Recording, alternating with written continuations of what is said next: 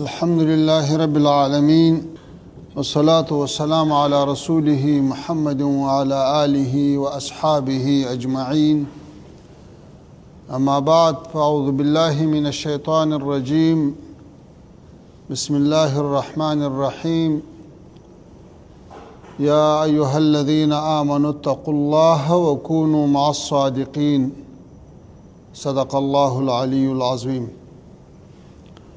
لهر څه نه مخکې په نوې ډیلي کې د افغانستان په سفارت کې راغلیو درنو هیوادوالو تاسو ته هرکلی وایو او خوشحاله یو او افتخار کوو د تاسو په لیدو باندې چې الله تعالی له ډېره وخته بعد په یو داسې ځای کې سره یو ځای کړو. نن د موږ تاسو دپاره د ویاړ ځای ده چې په همدې مجلس کې که کارګر ده، که تجار ده، که انجینر ده، که پروفیسر ده، که ملا ده، که طالب ده او که د موږ تاسې هندوان یا سکان هیوادوال دي، دا ټول دلته حاضر دي. همدغه د افغانانو ارمان و چې همدغسې وحدت یې تر مابینځ موجود وي. ورونو تاسو ټول په جریان کې یاست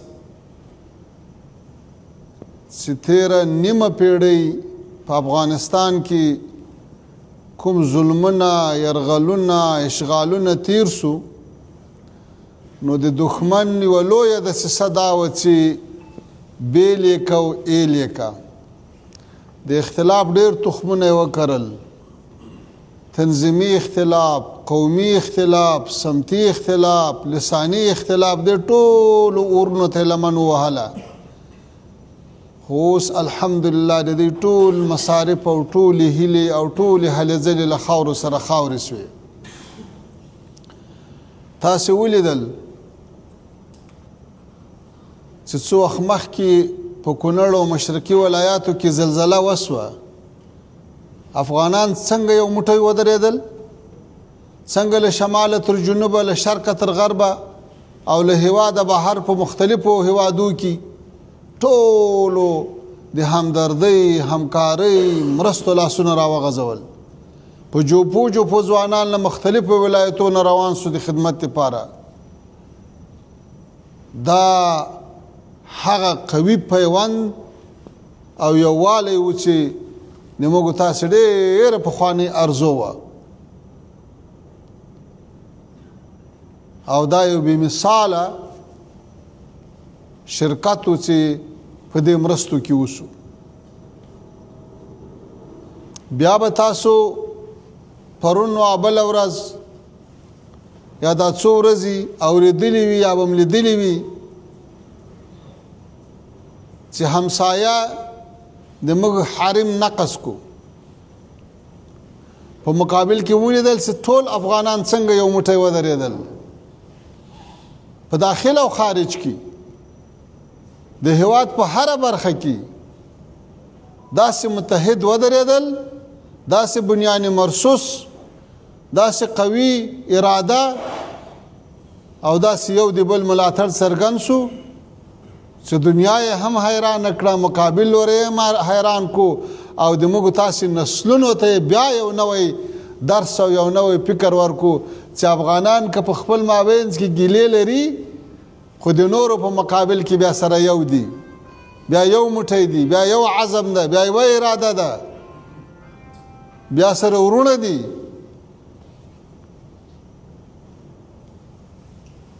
همدارنګه له هیواده د باندې په نورو هیوادو کې تاسې وینئ چې له موږ سره د نړۍ د بېلابېلو هیوادونو همدردي او همکاري ورځ په ورځ زیاتېږي، هم د حکومتونو هم د ولسونو.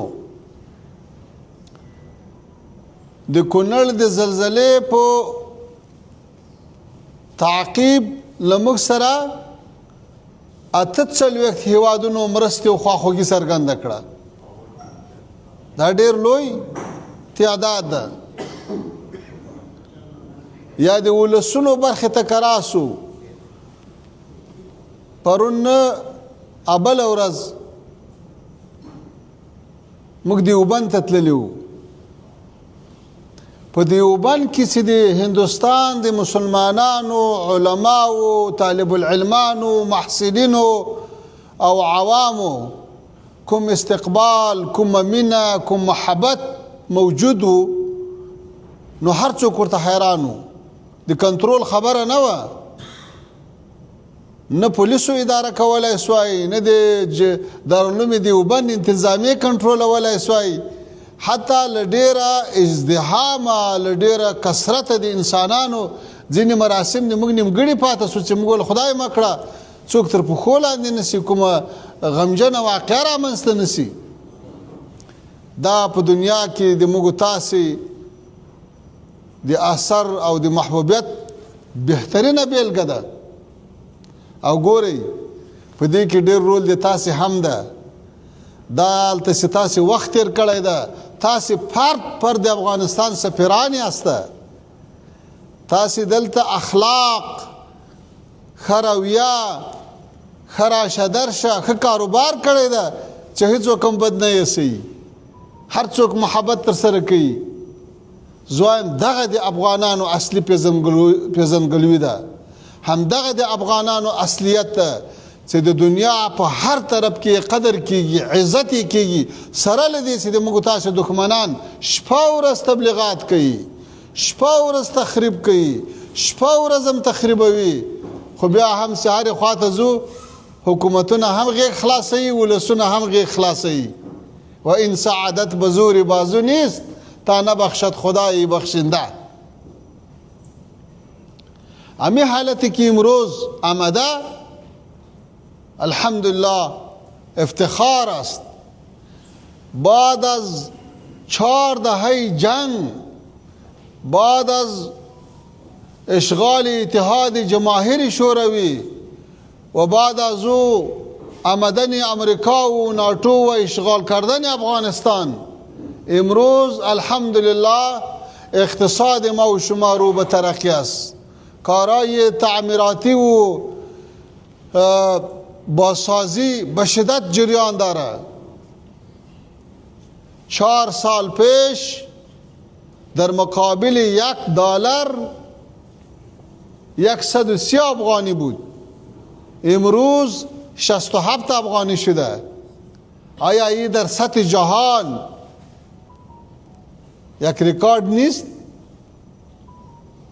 4 سال پیش کدام جایدادی که در کابل و کندهار و هرات و ننگرهار و مزار و کندوز و دیگر ولایات افغانستان $100,000 قیمت داشت، امروز $200,000 قیمت داره.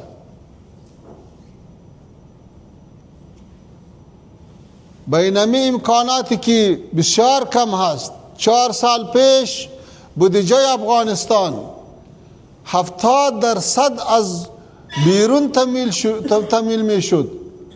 از 4 تا 6 میلیارد دلار از بیرون به بودجه افغانستان داخل می شد، ولی امروز $1 هم امرای حکومت فعلی از بیرون کمک نمیشه.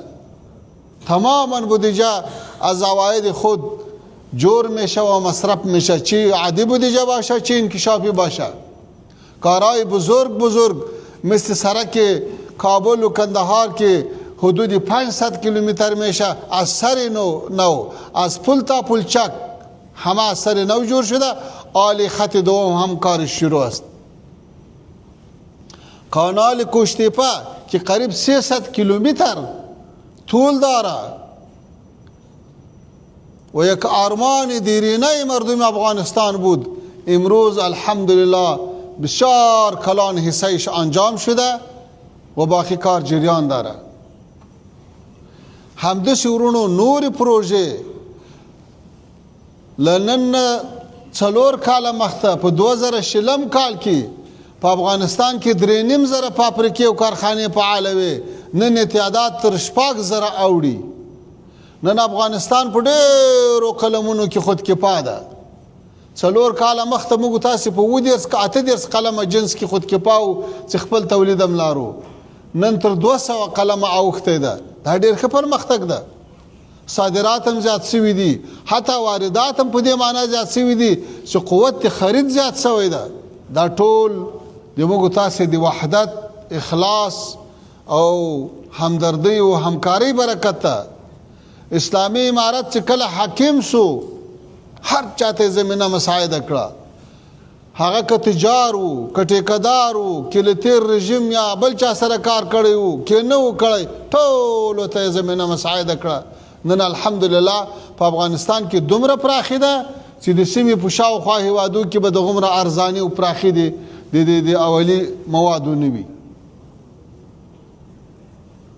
همدارنګه ورونو دغه تحول چې اوس راغلی ده، زه بې اساس او بې سنده خبرې تاسو ته نه کوم. دا ټولې رسنۍ، دا ټوله دنیا په دې نه ده ګویا چې په افغانستان کې 40 لکه ځوانان په نشو اخته سوي وو.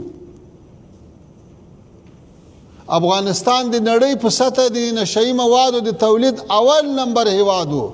نن الحمدلله د نشهیي موادو کښت 0 سو. نن موږ تر 1,20,000 زیات معتادین تداوي کړو، نه تنها تداوي بلکې کسب و کار هم زده کو. په هغه نورو باندې چې نشهیي مواد بند سو، هغه خود به خوده جوړ سو. دا څومره لویه فتنه وه، څومره خانې ورباندې خرابېدلې. د یو ډېر درانه سنګینه خاندان ځوان به و، هغه به په نشه اخته سو، هغه به د خلکو چپلکې او بوټونه غلا کول. څومره بدنامي به وه. له همدې نشو نه به یې بالاخره مرګ سو. نن الحمدلله افغانستان له نشیانو پاک سو. هر ډول اخلاقي فساد مخه ونیول سوه. نر نسته چې په ټول افغانستان کې د یو څاڅکی شراب ښکاره کړي یا دې وخوري. نر نسته چې د زنا خبره دې وکړي یا دې ښکاره کړي، یا د سړکو ته راوځي غلا دې وکړي. هیڅ زورواکی نسته چې په نورو بدماشي وکړي او ځان زورور وبولي او نور کمزوري وبولي. عدل ده، حکومت ده، نظام ده، قوانین دي، محاکم دي، هر څوک کولی شي چې ورسې خپل عرایض ورته وړاندې کړي. دلته د موږ تاسې هندوان او سکان هیوادوال حضور لري، د دوی په جایدادونو باندې خلکو قبضې کړې وې. اوس هر څوک ورتلای شي خپل جایداد ترلاسه کولی شي. همدغه د افغانستان د ولس تاریخي اخلاقو دغه سرون تاریخي وو چې اوس الحمدلله بیرته راګرځي. بله خبره ورونو، افغانستان تاسو ته معلومیږي چې د مرکزي اسیا او جنوبي اسیا تر مابین د وصل یوه نقطه ده، د اتصال او د ترانزیت او د تجارت مرکز ده. خو متاسفانه چې په تیرو څو لسیزو کې افغانستان د لویو قدرتونو تر مابین د جګړې ډګر و، د جګړې خط و. مرکزي او جنوبي اسیا سره پرې کړي وو. نن بیرته زمینه د دې مساعده ده چې جنوبي او مرکزي اسیا د افغانستان له لارې سره وصل شي. موږ تاسې د ټولې سیمې په اقتصاد کې ښه رول ولرو، د دوی په نزدېکت کې ښه رول ولرو، له دوی سره په بېلابېلو ډګرونو کې همکار واوسو. نن لوی لوی پروژې چې د کلونو کلونو ارمانو د افغانانو، د نړیوالو، د سیمې د هیوادونو او ولاړې وې اوس شروع دي. هغه لویه ټاپي پروژه چې له ترکمنستان نه به ګاز راځي د افغانستان له لارې پاکستان او هندوستان ته، هغه اوس عملا شروع ده. 14-15 کیلومتره پایپلاین په افغانستان کې لوېدلی ده، 15-16 کیلومتره ورته لار جوړه سوې ده او په شدت سره یې کار روان ده. کاسازر ډېره لویه پروژه د برق ده چې له قرغیزستان نه راځي، په تاجکستان په افغانستان تېرېږي، پاکستان ته ځي، اوس عملا کار شروع ده. د ترانس افغان د اورګاډي خورا مهمه پروژه چې مرکزي او جنوبي اسیا سره نښلوي، هغه تاسې ولیده چې عملا یې د امکان سنجي قرارداد لاسلیک سو. همداسې په نورو برخو کې موږ تاسې الحمدلله ښې لاسته راوړنې لرو، ښه پرمختګونه لرو. د امنیت خو هغه حالت و چې څوک له یو ولایته بل ولایت ته نه سوی تلای، له یوې ولسوالۍ بلې ولسوالۍ ته نه سوی تلای، له یو سمته بل سمته نه سوی تلای. نن الحمدلله شپه ورځ که تجار ده، که مزدورکار ده، که سیاستمدار ده، که دیپلومات ده، د هیواد له شماله تر جنوبه له شرقه تر غربه شپه ورځ ګرځي را ګرځي، هیڅ مشکل نشته. په زرهاو سیلانیان د دنیا له مختلفو هیوادونو نه راځي، په افغانستان کې بېغمه وخت تېروي. همدغه افتخار د موږ تاسو لپاره بس ده. پرون بل افغانستان نه کوم خبرونه راتلو، هلته جنگ ده، هلته چاپه ده، هلته مدرسه بمبار سو، هلته کلینیک بمبار سو، هلته بازار بمبار سو، هلته په ولسي غونډو باندې بمبار وسو. نن الحمدلله د سړک د جوړېدو، د کارخانې د جوړېدو، د مکتبو، د پوهنتونو، د مدرسې د جوړېدو، د مارکیټ د جوړېدو خبرونه اورو. دغه حالت چې راغلی ده دا به په ګډو سره نور هم تقویه کوو. افغانستان پخوا د چارواکو کور و. څه معنا؟ که به د چارواکو څوک خوښ و هغو په افغانستان کې وخت تېرولی سوی، که به یې نه و خوښ وخت یې نه سوی تېرولی. دیروز افغانستان خانه مسئولین حکومت می بود. اگر کس با مسئولین و با حکومت جور می بود او در افغانستان زندگی کرده می تانست، اگر نمی بود نمی تانست. ولی امروز افغانستان خانه همه مردم افغانستان است. اگر با حکومت جور باشه یا جور نباشه، حکومتش خوش می آید یا نمی آید، ولی با خانه و با تجارت و با باغچه و با باغ و با قریه و با ولایت و با ولسوالی رفتن و آمدن، زندگی کردن، تجارت کردن هیچ مشکلی نداره. اینمی یک تحول خیلی کلان.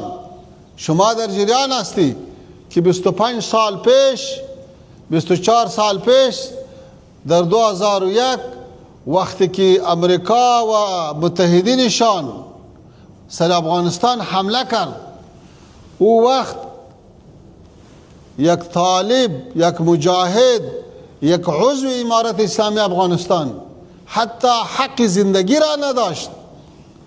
یا بنده می شد، به پولچرخی و به باگرام و به گوانتانامو انتقال می شد، یا شهید می شد، یا مجبوراً از کشور خود هجرت می کرد و یا به کوها بالا می شد. 4 سال پیش که تحول آمد شما دیدی، از رئیس جمهوری حکومت سابق تا ادنا مامور همه در کابل بود. در شهر بزرگ 7 میلیونی کابل یک قطره خون ریخته نشد. امنیت همه ساکنین گرفته شد. تا امروز کسانی که سر اجساد شهدای ما با اجساد در داده بود، اجساد شهدا پشت موتر کش میکرد و هم امروز آزاد زندگی داره. این همی است اخلاق اسلامی، این همی است اطاعت از اوامر امیر خود که عفو عمومی اعلان شد، هر چی عفو شد، هر کس از هر غم خلاص شد. طوری که در حدیث شریف می آید انصر اخاک ظالما او مظلوما، نصرت برادر خدا بکو، چه ظالم باشه چه مظلوم.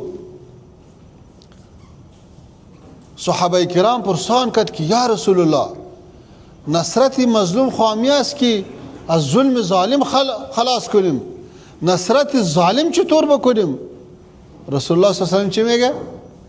میگه دست ظالم از ظلم بند کو، این همین نصرت ظالم است. الحمدلله امروز امتر شد که نه ظالم ظلم کرده میتانه نه مظلوم تحت ظلم است.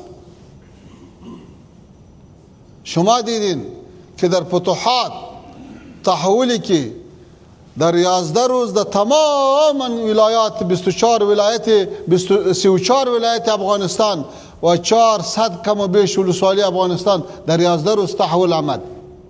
آیا کدام مجاهد از کندهار به بدخشان رفت که اونجا جنگ بکنه؟ از مزار به هرات رفت؟ از ننگرهار به مزار رفت؟ نرفته. این دلیل همی است که همه مردم افغانستان، چه تاجک بود یا ازبک، پشتون بود یا ترکمن، هزاره بود یا پشایی و نورستانی و بلوچ، یا گجر و دیگه، همه در مناطق خود استاد شد قیام ملی بود، در مقابل اغیار تحول آمد، انقلاب آمد که دنیا را حیران کرد. و تحول اینطور تحول نبود، تحولی که بعد از شکست کمونیسم و حکومت کمونیستی آمد تماما افغانستان چور شد، خانه جنگی شروع شد. تنها در کابل 60,000 مردم کابل شهید نشد، ولی در این تحول یک میل اسلحه ضایع نشد، یک موتر ضایع نشد، یک کامپیوتر ضایع نشد. معلوم شد که مردم افغانستان با وطن هم محبت داره، با دین هم محبت داره، با نظام خود هم اطاعت داره و با اشغال و با اغیار هم ضدیت داره. همدارنګه ورونو د موږ تاسې په ضد باندې به مختلف پروپاګندې کیږي، تبلیغات به کیږي، ولی څوک چې افغانستان ته ځي او هلته ویني هغه حالات، هغه امن، هغه د بیا رغونې کارونه، هغه د خلکو تر مابین اخوت او ورورولي، دا ټول موږ تاسو ته خوشحالي رابخي او دا خوشحالي د الله تعالی دایمي لري. او دغه یووالی بدخواهانو ته یو بهترین پیغام ورکوي چې دا ولس که په نس موړ ده که وږی، که تس لاس ده که ډک لاس، که اسباب لیک دي که ډېر، خو د خپل دین او وطن دفاع ته بیا ټول یو موټی دي. او تاسو پوهیږئ چې د وطن دفاع د جنګونو ګټل دا په عقیده و نظریه کیږي، دا په ایډیالوژي کیږي. دا صحیح ده چې ټکنالوژي ډېر رول لري، ولی موږ تاسې که انګریز ته شکست ورکړی دا، او کوم شوروي ته ورکړی دا، او کوم امریکا او ناټو ته ورکړی، دا د عقیدې و، د نظریې و، د اتفاق و، د قربانۍ جذبه وه. او دا الحمدلله بې ساري ده، او دا د موږ تاسې افتخارات دي. راځم ورونو د خپل سفر په حواله باندې چې هندوستان تم سفر درلود او دلته کوم مجالس درلودل، هغه به له تاسو سره شریک کړم، ځکه چې دا مسایل په موږ تاسو ټولو پورې اړه لري. یوه خبره چې له تاسو نه خصوصي غوښتنه لرو هغه دا ده چې تاسو کې زیاتره تجاران دي، کوشش وکړئ چې د افغانستان د تولیداتو او محصولاتو دپاره کوم خپله ګټه ډېره کمه هم وي یا بلکل وي هم نه، خو چې د خپلو غریبو بزګرانو او دهقانانو د محصولاتو دپاره مارکیټ پیدا کړئ. موږ ملاتړي یو، خو د تاسې توجه او اخلاص هم پکار ده.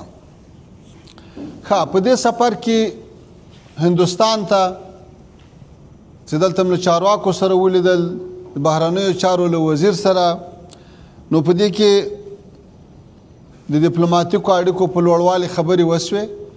په کابل کې به د هندوستان سفارت چې تر اوسه پورې تخنیکي ټیم کار کاوه، له دې بعد به ډیپلوماتیک ټیم د سفارت کچې ته به لوړېږي، فعالیت به کوي، او دلته به سفارت ته د موږ ډیپلوماتان راځي، د دې به خدمت کوي، د تاسو په خدمت کې به وي. او دوه اړخیزه سوداګري باندې خبرې وکړې چې سوداګري به زیاته وو. تاسو په جریان کې یاست چې تېر کال د موږ د دې تجارت له $1 میلیارډ نه واوښت. همداسې به کوشش کوو چې بیا هم زیات سي. د صحت په برخه کې د همکاریو وعدې وسوې، چونکې په افغانستان کې د روغتیا په برخه کې اړتیاوې ډېرې دي، او مهمه دا ده چې د تجارانو، د محصلینو او د مریضانو دپاره د ویزو په اسانوالي کې وعدې وسوې او خبرې وسوې. امید شته چې عمل ور باندې وشي. همدارنګه د سوداګرۍ په برخه کې چې موږ تاسو کومې ستونزې لرو، دغو ستونزو په برخه کې که د افغانستان لوري ته وي که د هندوستان لوري ته، په ګډه به کار کوو چې ستونزې راکمې سي، سهولتونه زیات سي او موانع له منځه ولاړ سي. او فیصله مو وکړه چې د تجارت په برخه کې یوه ګډه کمیټه سره جوړه کړو. هغه کمیټه به کار کوي چې تجارت ته وده ورکړي او د تجارت او د تجارانو په منځ کې مخکې چې کوم خنډونه وي هغه له منځه یوسي. او فلحال تاسو پوهیږئ چې د پاکستان او د هندوستان تر مابین هم اړیکې ښې نه دي او د موږ تاسې ځمکنۍ لارې له ستونزو سره مخ دي. نو فیصله وشوه چې هوایي دهلیزونو په برخه کې به سهولتونه رامنځته کوو، کوشش وکړو چې کارګو زیاته سي، غټې غټې تیارې پیدا سي او د هغو لکه اوس هم الحمدلله کارګو زیاته سوې ده، زیات مالونه راځي، ولې دې ته به خصوصي کار کیږي چې دغه سلسله نور هم پراخه سي تر څو د موږ تاسې مالونه اسانه او ارزانه د هندوستان مارکیټ ته راورسیږي. له دې نه هم دا غوښتنه مو وکړه چې په کارګو تیارو باندې فیسونه کم کړي، موږ به یې هغه لوري ته کم کړو د ګراوند هینډلینګ او د نورو برخو. او دغسې د کابل هم امرتسر کندهار دهلی بمبئی کابل او بمبئی کندهار ترمنځ د مستقیمو کارګو پروازو د پیلولو غوښتنه مو وکړه. په دې باندې به کار کوو انشاءالله چې د دوی لخوا په دې برخه کې د ښې همکارۍ وعده وشوه. همدارنګه به وړاندیز وکړو چې ځینې هندي هوایي شرکتونه شته چې هغه په دې برخه کې راوړاندې سي او د صادراتو وارداتو په برخه کې د افغانستان له هوایي شرکتونو سره ګډ کار وکړي او د سوداګرو د پیسو د انتقال لپاره د بانکي رابطې لپاره هم خبرې وشوې چې انشاءالله په راتلونکي کې به نور کار هم ورباندې کیږي. د یو میکانیزم له مخې به په دې برخه کې هم سهولت رامنځته کیږي او افغانستان تاسو ته معلومیږي چې د دوا او درملو او ځینو نورو صنعتي اموالو او کارخانو ته ضرورت لري چې په دې برخه کې د هند حکومت ته د پانګونې بلنه ورکړه شوه. همدارنګه د مسلکي کسانو د استخدام او تاسو پوهیږئ چې تجارت تر اوسه پورې ډیر ښه روان و، له دې بعد به هم د ښه کېدو کوشش کوو. د واګا بندر د خلاصېدو دپاره مو هم دا خبره وکړه چې هلې ځلې به کوو تر څو دغه تشنج راکم سي او دغه نږدې او اسانه او ښه لاره بیرته خلاصه سي. په دې کار باندې هم اخته یو. د چابهار بندر دوه اړخه لري، یو سهولتونه غواړي او یو د امریکا د متحده ایالاتو له لوري د بندیزونو مسله ده. فیصله دا وشوه چې دواړه لوري به د امریکا له حکومت سره په خپلو مجالسو کې دا خبره یادوو، له هغوی سره به هم خبرې کوو او د سهولتونو د رامنځته کولو په برخه کې به هم کار کوو. د ویزو د مشکل په حلولو کې دوی څه قدمونه اخیستي دي، امید شته چې نور هم په دې برخه کې پرمختګ وشي او ډیر امید لرو چې انشاءالله راتلونکي کې به راشه درشه زیاته سي. مهمه دا ده چې اړیکې وغوړېږي، سفارتي اړیکې وغوړېږي او راشه درشه ډیره سي، نو به نورو برخو کې زمینه مساعده سي. د تاسې له توجه نه ډیره مننه کوم، د تاسې په لیدو ډیر خوشحاله یم. که کوم دروند ګډونوال کوم سوال و پوښتنه لري مهرباني وکړئ، زم په خدمت کې یم.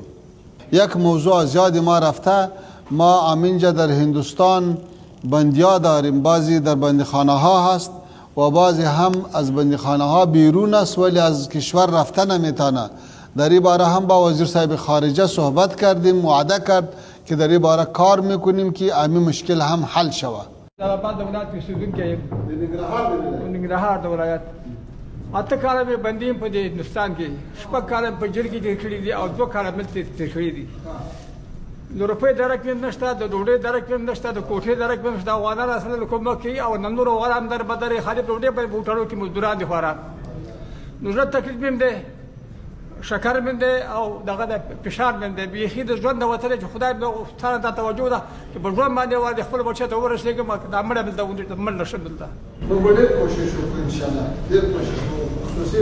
خصوصي اړتنه مې کړې ده د تاسې د ازادولو د اړولو، نو که خدای کولی زمینه به متعین شي. صحیح ده انشاءالله؟ نوم مې څه ولیک سره کړم، نوم مې ځان سره ولیک. نوم مې څه ده؟ ممتاز فقیر محمد. ډېر تکلیف کې شب توجه او ترحم غواړم.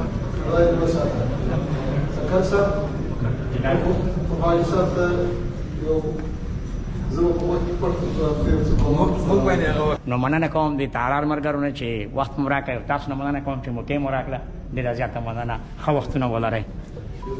تاسو ډیره مننه، ډیر ښه راغلاست او موږ ډیر خوشاله شو. موږ دپاره ډیر لوی افتخار ده چې تاسې دلته راغلي او تاسې مونږ ته وخت راکړی دا او زمونږ دغه تجارونه دلته راغلي دي او تاسې را دیدن کړی او تاسې زمونږ غږ د نږدې نه اورېدلی ده. ډېره مننه. کور آباد، خوشحاله اوسئ. ټول بیا هم ستړي مه شئ. مننه. ټوله مشه ډېر ښه راغلی او ډېر ښه کار وشو چې ته راغلی مونږ ولیدلې او دا ستا تاریخ ډېر الله پاک لوړ کړه او نور هم خدای پیاوړی لره او دا د دیوبند کار دی. دا یو بل تاریخ شو. دلته ډېر سفیران وزیران ما لیدلي چې راغلي دي ښه خپل شخصي عملونه یې کړي دي د وطن لپاره خدمت نه دی کړی او دا د امارت پر راتلو زه خپله دغونه خوشحاله یم په جامو کې نه ځایږم. مسلمان خو الحمدلله ټول یو. خدای دې موږ او تاسو په مؤمنانو کې حساب کړي او ډېره ښه ده. خدای مادي آخر زمانه ده آغاز موږ او تاسې برحاله لري دا حکومت په اتفاق په اتحاد